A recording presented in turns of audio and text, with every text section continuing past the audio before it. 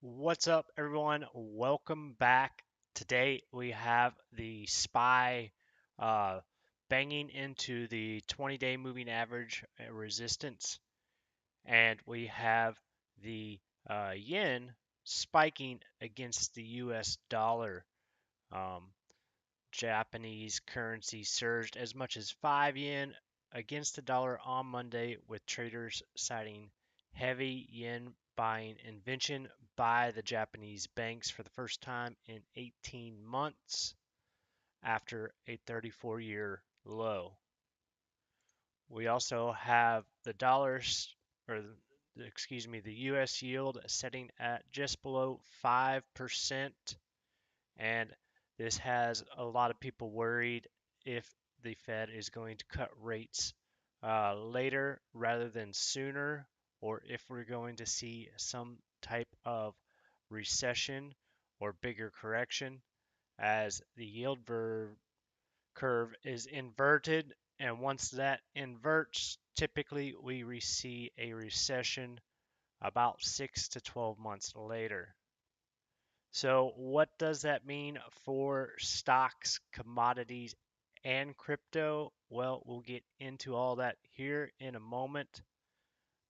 But first of all, if you all like this video, be sure to hit the like button. If you want to see more, be sure to subscribe.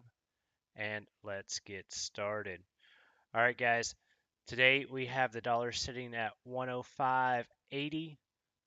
It looks like the dollar wants to push higher here, as this appears to be a bull flag setting in on the dollar, and we may go retest that previous high that we saw last year at around 107. That will be the first major line of resistance, and it could go higher.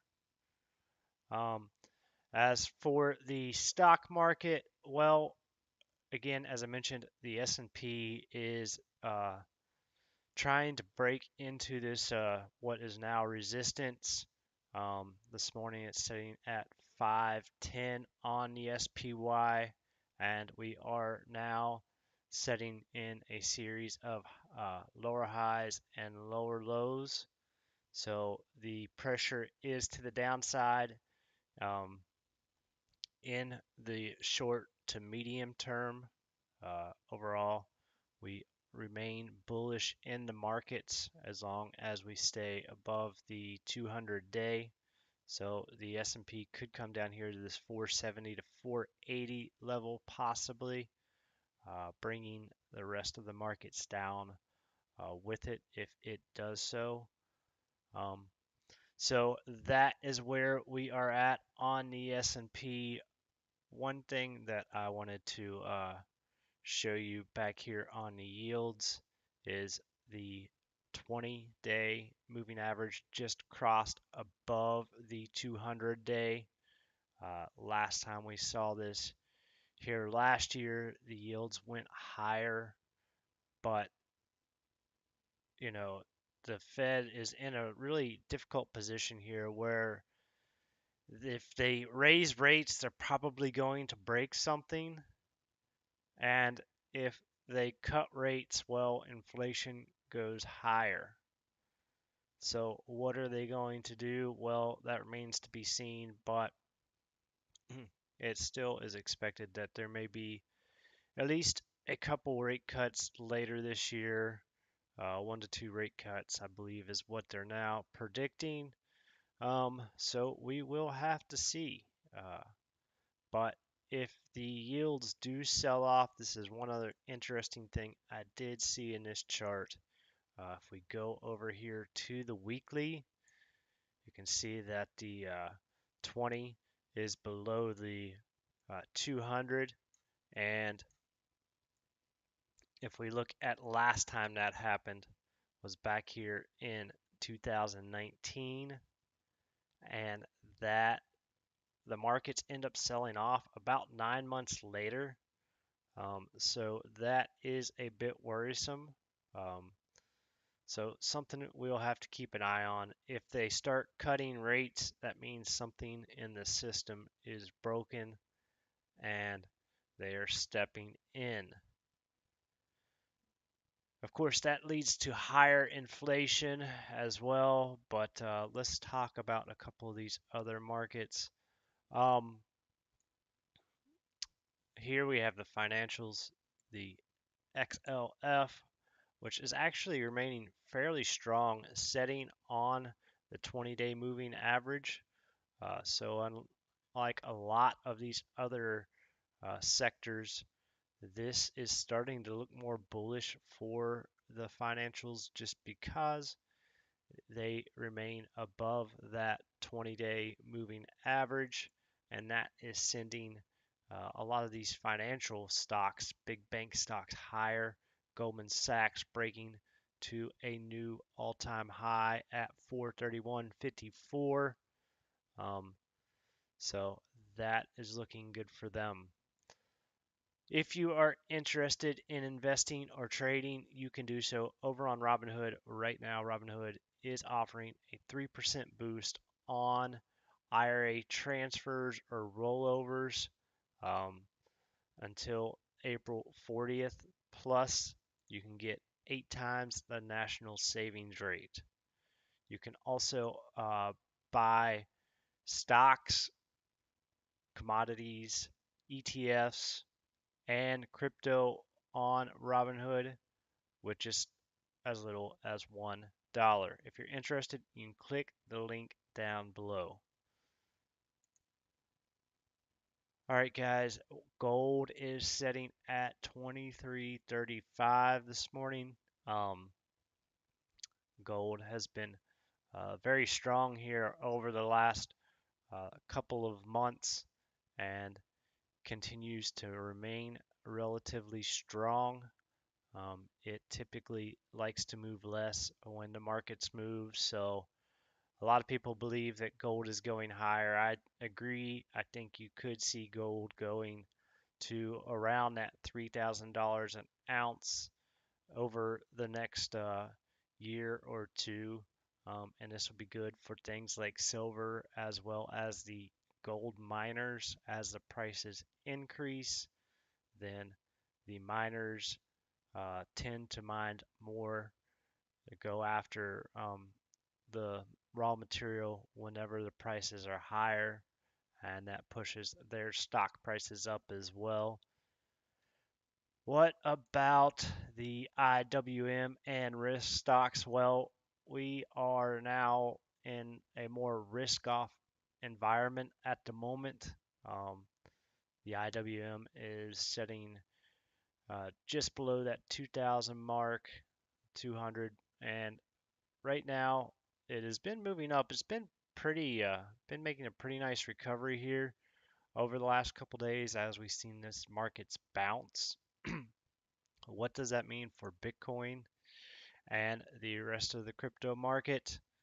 Well, Bitcoin is sitting at 62,300 this morning, and is struggling here a little bit to find more buyers. We see that we're running into resistance on the 20-day. It continues to remain in this range. Um, it could possibly sweep below the 60,000 wick down to grab some liquidity and move higher. But if the stock market goes down, you could see resistance at that $56,000 level for a brief period of time. That level doesn't have a lot of horizontal with it, and if it gets broken, then we're likely going down to that $50,000 to $52,000 range on Bitcoin. Um, so we'll have to see how that market holds up, but we do have the uh, launch of the Bitcoin ETF tomorrow in Hong Kong, so that is good for the crypto markets and will bring more buying demand. So we could see crypto moving higher um, and breaking new all-time highs. I believe we will see that definitely later this year. as long as nothing changes too drastically. We also have Ethereum setting at 3178 this morning. I'm sorry, 3148 this morning.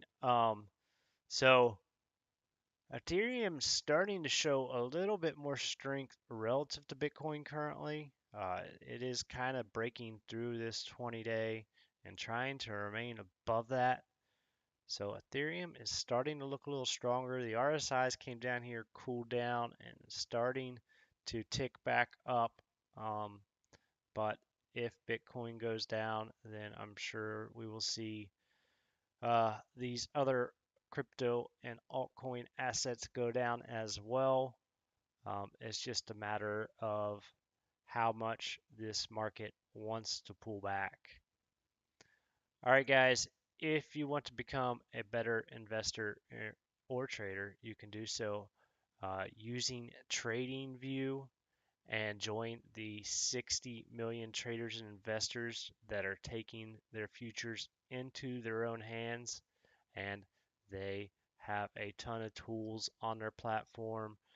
They allow you to have your charts, alerts, and all the stocks and crypto that you want to look at in one spot. And it's always a good idea to have a separate platform to put in your alerts, so you know when and where to buy or sell. So if you're interested, you can sign up by clicking the link down below. And I do appreciate that.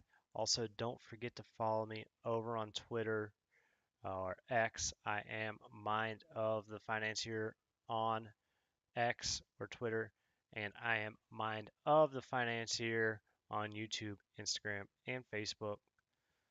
All right, guys, happy Monday to you all. Good luck out there. It's going to be interesting to see what happens in the markets this week. I think we will have a better understanding what's going on after these earnings that are coming up. And it's been interesting to see that a lot of these big tech companies now are offering stock buybacks, and they are investing, taking their cash that they have earned and investing in future technologies and their company's growth. So that is adding liquidity into the system, which could be a positive for the markets if we continue to see them do that. But right now, it is kind of more of a risk off territory.